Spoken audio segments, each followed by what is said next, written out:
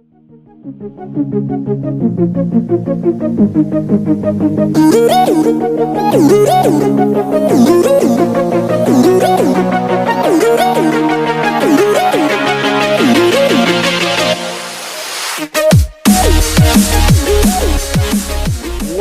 back to the podcast with the people on the radio station. Hi. And the YouTubes. And the YouTubes.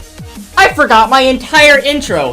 Hello, people of the radios and of the YouTubes. My name's Tyler Cutting, and this is my co-host, Colby Dick, for our podcast, the Colby and Tyler Show. I forgot about that. Yeah. I didn't do it last podcast. You've done it so many times last year. I literally, in the last episode, I made a montage of all of us saying, or me saying that whole thing. That intro, yeah. How did I forget that last podcast? Anyways, I'm Tyler Cutting, Colby Dick, blah, blah, blah. We run this podcast, something or other, on the radio and on YouTube. Moving on. Last week's podcast will be going up at the end of today, which is when we're doing it. So the way this is going to work is we're uploading on the day of the day we do a live show on the radio. So we have a full week a full week to edit and everything, which I just got done last period doing, and I'll upload it once it's done rendering and everything. So that'll be uploaded by the end of today. So if you want to go check that out, that'll be on YouTube. Our YouTube channel is WIRQ Westerancoit, I think. Yes. So we got our podcast there. Colby was telling me just a few minutes ago that our old podcasts are up and they do have sound. Yes, they do. So I don't know what the whole issue was with YouTube or anything. I mean, clearly they haven't taken it down. Yeah, I don't know. Maybe so I guess you can go back and watch our old podcasts now. They're going to be under the same playlist unless I make a second playlist that has season 2. Whatever, something. Maybe. Anyways, so that's that. That's that. Going through the checklist in my head of how to start this. So if you haven't seen the podcast before, basically what it is I have a segment, he has a segment. We have our quote-unquote expertises that we're not actually experts on. And we go through and we tell you about news and different facts and whatever else about that. Entertainment, basically. And if we have time at the end, we talk about our own stupid lives. My miserable little lives that nobody cares about. But we have a camera, so we can talk about it. We have a camera, so we can talk about it. I mean, whatever floats your goat. Your goat? Yes. You float goats. Don't they sink? Floating goats. Nope, they swim. They all swim. Anyways, if we're going to jump right into this, my segment is video games and technology. Boom, there's a transition. And if you go and watch today's, if you're listening to this live or if you're watching it on YouTube, go to the last one. It's pretty nice. I have non-copyrighted stuff. I didn't tell you yet, and you'll see it if you watch it, but your transition is the da-da-da-da-da from the old cheesy Batman. Yeah, that's not copyrighted, and I was so happy. That's great. Yes. Anyway, so yeah, that was that transition. Let's get on to it. So I made a boo-boo. And I forgot to... I made a boo-boo. I made a boo-boo, and I forgot to research because I was so busy with the podcast from last week. So I'm just pulling up USA Today. They got a bunch of video game technology news. So let's start off. PlayStation, I think this was the 13th. So 2 days ago, PlayStation turned 20 years old. PlayStation was released. Happy birthday to the Japanese company known as Sony. They released the first PlayStation console in the U.S. 20 years ago from 2 days ago. There have been, let's see, even though the Super Nintendo Entertainment System and Sega Genesis sold about 49 million and 40 million. Sega, not Saga. Oh, did I say Saga? Yeah. Sega, sorry, Sega Genesis, my bad. Respectively, at the time of the highest fidelity game experiences came at arcades, but Sony aimed to change it with the PlayStation in Japan, 1994. That's the PlayStation 1. That was the PlayStation 1. It sold over 100 million units, better than previous Nintendo or Sega home systems combined. The PlayStation 2 sold 150 millions plus at its highest selling level ever. A lot of people are debating whether or not the PlayStation 4 and the Xbox One are better. No. What? I was going to say... Choose your words carefully. Xbox One is better. Sorry. Well, I'm sorry. I'm sorry that you think that. No, because Xbox One is a complete gaming and entertainment system. PlayStation is specifically for gamers. So if you're looking for an entire everything that includes everything in one for a cheaper price, I might add, not much, but a cheaper price. Well, they're about the same price now. PlayStation just dropped their prices. Did they? PS4. Okay, so maybe they're about the same price. Either way, you get more for the same whatever. Yeah. However, I can vouch for PlayStation that I do have a PS4, and it's not as diverse as the PS1 as far as different I haven't tried many of the PlayStations. Okay. So. Because PS1, you're right, it's an entire system. You got your Netflix, you got your everything is on the Xbox One. On the Xbox One. PlayStation, it's not that diverse. I mean, it does have its other features, but it has I think didn't they partner with Hulu? They have Hulu or something they have on Hulu, it. And but to counter that, I feel like the gameplay is more specific to the actual gaming and thus better for the games. Like I said, the Xbox One is a full entertainment system. It controls pretty much everything in your living room. You can use it for your TV. It can be a TV controller. You got Netflix. You got all of the games and everything, all in one Blu-ray player. But still, the gaming is still really good. It's still good. I'm just saying that. And they also have a lot more what do you call it? They have their own games that PlayStation doesn't have. They have games that are both released on it. To them for them. Specifically. They have a lot more Xbox One games than PlayStation has PlayStation 4 games. Right. So there's a lot more diversity specifically for that. Plus, they have games you can get on the PlayStation 4. Right. So if you want a game that's on the PlayStation 4, I don't know, there are a couple that I know. It's not Xbox One. I can list them on the screen in post. But if you want a PlayStation game, go ahead, get it. Mm-hmm. You're not gonna get. It is also better quality rendering. Yes, it's not much, but the graphics are a lot better. Very Xbox One. So I'm just gonna say Xbox One's better. Anyways, happy birthday PlayStation 2 days ago. How old are they now? 20. 20. So congratulations to Sony. You made a sort of good impact. I mean, I guess.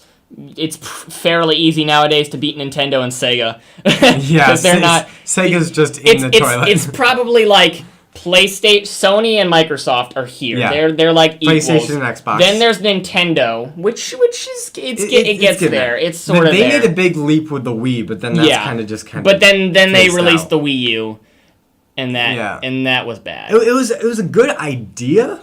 I just don't think they had the same reaction that they were expecting. Tablet. It's like a tablet with a Wii. Well, yeah, I could see it working for some games. Like if you want to play like a Wii card game. And I've played the new Super Mario Brothers, the Super Mario Brothers Wii U. Mm-hmm. Those are really good games, and the tablet works really nicely because you have an extra player who can help you along with different things and help whatever. So I guess in a sense the Wii U is nice. Mm-hmm. We're getting completely off topic. Happy birthday. Anyways, moving on. And again, I didn't do any research, so I'm just going to read along as we go here. But there's a new Star Wars PC game, or not PC game, sorry. It's going to be released for iOS and Android, or it was released at least. So a mobile game. It's a mobile game. Star Wars Uprising, it's called, and it's Disney's new Star Wars game for iOS and Android, released last week, in what looks to be the first slew of mobile games being released by Disney. So I guess there may be some more. They're really catching on this. Uprising is going to be a 3D action adventure RPG. And the events of the game are taking place after Episode 6 and 7. So we haven't seen Episode 7 yet. So whatever happens in that, it'll be after that. It's going to be during the Old Republic, which I don't think the Old Republic is before Episode 1. Yeah. So I don't see how that correlates. It takes place after Force Awakens, but you can have characters like that were available in the Old Republic game. Okay, I see. Star Wars: The Old Republic, so right? Yeah. Marillion. Yeah, so it says you can choose. You start off by making your character. You can choose from Marillion, a green tattooed species like in the Old Republic game. That's what they meant. That's what it was saying. Okay, Twi'lek, which is the race most known for the Jabba the Hutt dancers. Also Plo Koon and Aayla Secura, which are Jedi's. Jedi's. They're the Jedi's. So you can play as Marillion, or you can play as a Twi'lek or a human. You can play as male or female, and you can create the name, the family name, and then it puts you in a planet of Burnin Kon, which is the planet, which is most of the game that you're on that planet. Let's see. I didn't research any of this, so I'm just reading along. Game sets the stage as soon as the first level starts. So it's after the Rebels won, and it's after the Battle of Endor. The Emperor's defeated. Galactic Empire's gone. However, the Force remnant of the Empire is still out there. Right. Don't they have a name now? Like, there's a name for the organization. Yeah, I can't remember because it was like it was the Sith in the Old Republic. Yeah, it was like the First Order or something. Like that. Something like that. So I don't remember what that is. Basically, all of the events in Episode 7, that's the new Empire, if you will, that they're fighting against. They're the bad guys. So that's the bad guys. It's after an assassination attempt of... Wait, what? Oh, right. Oh, yeah. There's this whole propaganda. I actually do know this from other, like, now uncanon books, because J.J. Abrams sucks. But... from a couple of those, I did know this. There was propaganda about how the Emperor's still alive and whatever else, so that's supposed to boost morale for whoever was in the Empire. And technically he is. If you read a little further... Well, because he became like one with the dark side of the Force. Well, right? But he died, and before he died, like, this is Episode 5. This is in between 5 and 6. Okay. He creates a clone. Of himself. Not necessarily of himself, just like clone. A clone trooper. No. He creates his own clone of a person. We don't know who. It's not like a clone trooper. It's not himself. It's just a person. And then when he dies, his Force remnant goes into the body, and he lives again and comes back. And it's really complicated. Okay. Anyways, so back to the whole actual game. 3D, it looks like a top-down from the pictures it's showing, the top-down 3D RPG. The game appears to have characters Finn and Rey from Episode 7, as well as other things. It's only 8 hours of gameplay.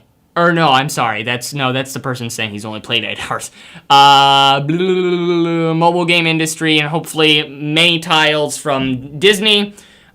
So there could be a lot more. What else does Disney own? They own Marvel, right? Marvel, so there could be some more Marvel. I know, especially for Civil War. Civil War, there might be a game that's coming out. I mean, we don't know. Probably. It's just Marvel actually created these weird like hand gauntlet things that like you plug into whatever device, and you like shoot these things, and it'll be like your fight. It's for like little kids. Yeah. But it's like electronic repulsor blast or an imaginary Captain America shield you could launch, and then that's like neat. There'd be these little figures that'll move around, and you gotta try to shoot them. So like physical. Yeah, there'd be like these like large action. Because you said connect to any device, I thought you maybe like on the screen. No, it's not on the screen, but like it connects to something so that you have the power. Yeah. It works. But like there are these actual like action figure like people that you shoot, and that's neat. Yeah. So they did. I have been playing it a lot. I actually do have it. What's it actually called? It was released a while ago, but it's called Spiderman Unlimited. Right. It's basically an infinite runner, sort of like it's a lot like Subway Surfer. Okay, so it keeps going. It keeps going, but it's interesting because not only for the story plot, there's a storyline. They have a story, everything, which you have to defeat the Sinister Six because they've come back. They've pretty much taken over every other dimension except the one that you're in from all the multiverses. Right. So like, there are a bunch. There's the Spider-Verse, like you got all 2099. Well, I'm trying to think of. It takes forever to load up. There's the normal Spider-Man. Yeah, there's normal Spider-Man. There's like Doomsday Spider-Man. There's Spider-Man. Manga Spider-Man. There's the Black Suit Spider-Man. Yeah. And then there should be like a vigilante. There's a vigilante one. Spider-Man There's Noir. That's one of them. Spider-Man Noir. There's cool. Anyways, there's a lot of. Wait, do they have the Spider-Ham? I don't think so. Because Marvel's actually doing in their comics right now. They're doing a at least I haven't gotten it. Spider-Verse series where it's like all the different dimensions just keep crashing into each other, and then these Spider-Men have to. This is sort of like what it is. It's all the Spider-Men. They have basically Shield has produced a machine that replicates what the Sinister Six is doing. Is the Sinister Six has opened up a portal from different dimensions to bring in themselves to just take conquer over everything.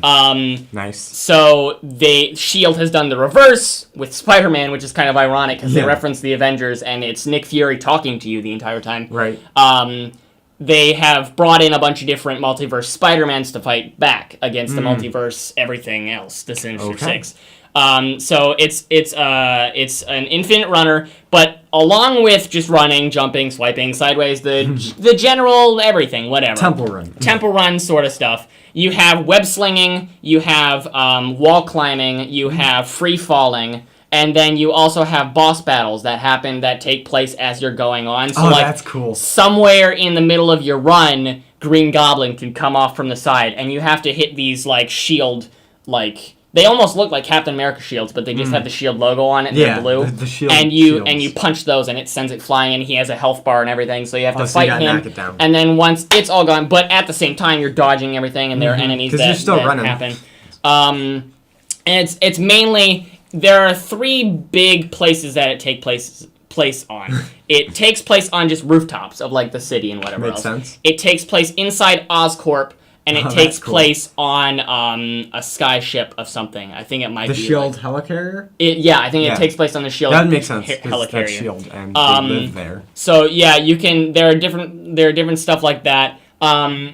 It's a bit annoying because they put a limit on it. It's supposed to be like, oh, don't play for so long because screen ruins your brain. Anyways, they place it so that you have tokens. You have 5 tokens, and you're given a new one every 10 minutes. Oh, so you have to stop. You have to stop. You use a token every time you do a run, no matter what you're doing, the storyline, a free run, or whatever else. Okay. So you have 5 of them, and at least on the Windows Phone, I don't know if it's different because it's on all platforms, I think. Oh goodness, we're running out of time. I'm sorry. Yeah. This is sort of leading into yours though. It's it is. It's comics, so I'm good. So yeah, there's a bunch of different stuff. It's a cool game. If you want to check it out, it's called Spiderman Unlimited. It's a nice infinite runner. Like I was saying, it's a little bit laggy on Windows Phone. I don't know if it's the same. It's very graphic intensive. There's a lot of animation. That's good. It's good graphics though. It's like it's a comic book style sort of graphics, but it's 3D. It's kind of cool. Anyway, so transitioning from comic book stuff into more, we've got movies and comics from him. Yes. Okay, so go ahead. Okay, going on. Okay, so over the summer, I went to my local comic book stores multiple times, and on one of those trips, I got this Marvel of DC. Does that make any sense? The Marvel of DC? No? It's Green Lantern Blackest Night. The Marvel of DC. Yeah, okay. This is Green Lantern Blackest Night. It is a fantastic comic. It's basically anything you need to know about Green Lantern ever is explained in this book.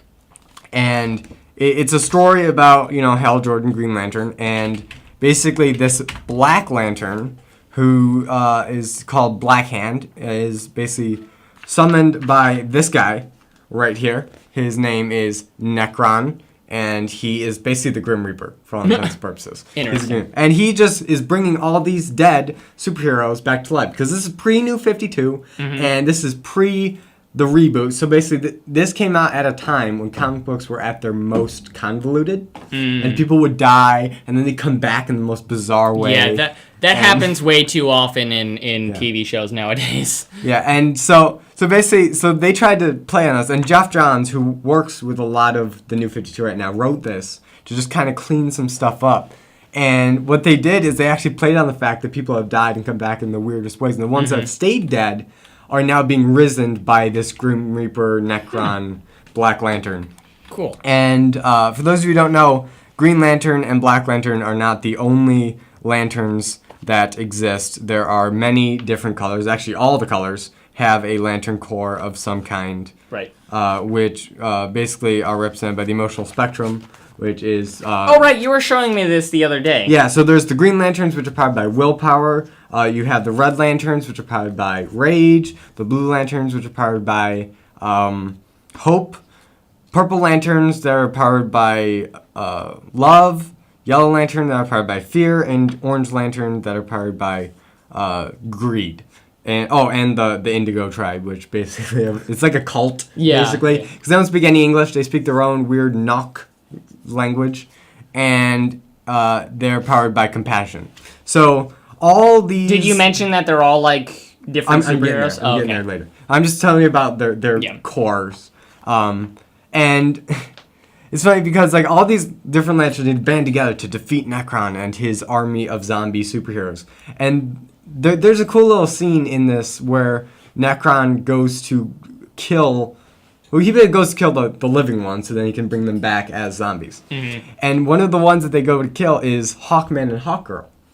Now, they're still alive, but the interesting about them is that their whole story is based upon reincarnation. Like, there were these ancient Hawkman and Hawkgirl from ancient Egypt that came, and they were peace-loving, and they made the pyramids and all that good Egyptian stuff. So it wasn't aliens. They are aliens. They're aliens. Well, dang it. I can't remember their name, but Themyscirians from Themyscira. They came and built the pyramids, and they're all peaceful, golden age and stuff. And then they kept getting reincarnated throughout history, and it's funny because each time they get just slightly more violent, because like in the first time you see Hawkman historically, well, not historically, but like in the comics, he's with the Justice Society during World War II fighting the Nazis, and he's like, okay, I'm fighting the Nazis, I'm hurting people, I'm kind of violent, but he doesn't kill people. And then in this one, what's the point of the war? Well, I mean, he's like Batman, he doesn't kill. Oh, okay. And then he got reincarnated again into the Justice League, which is like the modern day Justice Society. Yeah. With Batman, Superman, Wonder Woman, all them. And then that time he does kill, but he still has his code that I only kill the bad guys, and I'll do it respectfully and just kill them quickly. Yeah. Now, it's funny because this was made with that Aquaman, okay? And Hawkgirl's kind of concerned for him. And it's funny because in the New 52 reboot, they make him even more violent and aggressive because he's just a straight up killer and savage in New 52. But I'm going to have myself. So he goes and it plays on the whole reincarnation thing because he can't get them to turn evil because he can't kill them because they just keep reincarnating. Right. So that's pretty cool. And then it basically culminates in this great battle between all the lanterns and all the colors and all their oaths and stuff. And it turns out that that's not even enough because they, in a time of dire need, the lanterns, the rings, will actually clone themselves and go to find a deputy. So instead of one lantern per space sector, there are two lanterns. Right. And that's when this gets interesting because they go and they get lantern rings to famous DC characters. To name a few, we have the Purple Lantern of Love goes to Wonder Woman because she loves her daughter so much that she would die to protect her. The Rage Red Lantern goes to Aquaman's wife, Mara, because she has no respect at all for human life, and she'll just kill people in the weirdest ways because she can control water. So she'll just suck all the moisture out. I think I've gone on this in a previous episode. And then Flash gets the Blue Lantern, which is hope because he can instill hope in people, and he's just a good guy. And then this is where it gets really funny because these next two that I'm going to say, perfect choices if you know anything about these characters. Scarecrow, like from the Batman comics, the bad guy, Scarecrow, gets the Yellow Lantern, which is fear, which is brilliant because he is fear. Like, he's got that fear toxin, and he's immune to it, so he wants to instill fear again, so he gets that ring. It's a perfect idea. And the next one is the Orange Lantern, which goes to Lex Luthor. And which is, again, brilliant because he's such a greedy guy and a monopolizer, and has so much money that he doesn't know what to do with, and he got those businesses and stuff. So that's pretty awesome. And so they get it, and they, spoiler alert, because I think I've already spoiled most of this. They win, but in order to win, the only way to fight death is what's the opposite of death? Live, right? Life and death. So to stop death, you got to bring about life. Right. So how do you bring about life? Well, the White Lanterns just happen to be life. And it's kind of a Deus Ex Machina type thing, but like this is the White Lantern entity, and he is amazing. He's kind of like that magical baby from 2001: A Space Odyssey that just like sits there in that womb and just looks at people. You know? That's the you know what I'm talking about? Yeah, I know. Yeah, it looks like him because he's just there and he just sort of life, fix everything. Life. And so actually, Necron tries to kill him, but then he just blots him out of existence. So yeah, Deus Ex Machina, White Lantern, saves the day. Now here's another thing I want to say. Well, you're running low on time, so. Last thing I'm going to say about this. Well, two things. One, read the book. It's very good. I could not get to all the cool, awesome details about the theology. What's it called again? Blackest Night. Blackest Night. Blackest. Green Lantern, Blackest Night. Look it up. It's fantastic. Second thing, each Lantern Corps has their own entity. So, like, the Black Lanterns had Necron, the Grim Reaper. The White Lantern had the Omega Baby from 2001: Space Odyssey. The Red Lanterns have a charging bull, which makes sense because of the rage. Right. And then the Orange Lanterns have a serpent because of, like the Adam and Eve story. Yeah. And the greed and stuff. But I feel like the Green Lanterns got the shortest end of the stick on this. Because all of the other ones are kind of intimidating or just big and powerful. The Green Lanterns, they get like this fish. It's like a big, long fish thing. We might throw one up in the stuff. Maybe, if I can find it. It's all over. Just Google image Green Lantern entity. It's like this whale thing with the derp eyes that don't go in the same direction. And it's just like, and it just flies around. And it's just lame. Air whale. Yeah, air whale. It's like, it's so lame. So I feel bad for them, but read the book. It's fantastic. Now, on the movies. Oh, yeah, you may want to... Ain't a whole lot of movie news. Just reminder, Everest is coming out this weekend, September 18th. It's going to be like this huge IMAX experience because nobody's seen mountains in IMAX before. I don't know. I personally have no interest in Everest because it's like you guys volunteered to take this, so why are you freaking out? Because you should have known. Yeah. And then... Scorch Trials also coming out this weekend, September 18th. That really movie looks pretty good. I'm actually kind of over the whole book to film. I want more original stuff. Right. But the Maze Runner is one of the good ones. Yeah. Maze Runner, Hunger Games, Divergent. I didn't see any of them. I didn't hear a whole lot about it. So Scorch Trials, that looks good. It's all post-apocalyptic and stuff, and you gotta survive and fight the elements. That's cool.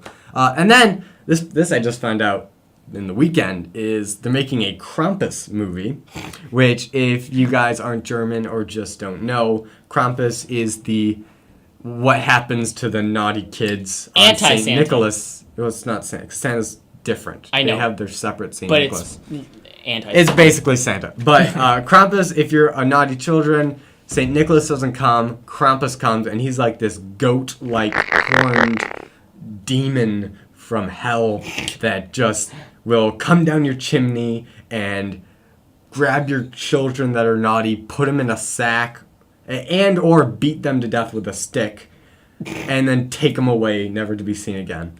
Wow. Yeah, Germans talk about a scare tactic. Yeah. You better be good or Krampus is gonna come kill you! Yeah, right, so next time you complain that you get coal in your stocking, consider yourself lucky. As the Germans, they get much worse. So, but this is going to be like a type of horror movie. Right, I would assume as much. But it's coming out, I think it's coming out around Christmas time. So that'll be kind of cool. go on Christmas to see a horror movie about Christmas and demons and Saint Nicholas and I want to see that one because that's really interests me. I'm not a big horror. We that's always the time. Okay. That's the bell. So we can't do a recap. I'm just gonna throw it on the screen. There, go. Okay, there's the recap. If you want to pause the video. Anyways, thank you for joining us. We're over time. So say goodbye, Colby. Goodbye. Bye. Bye.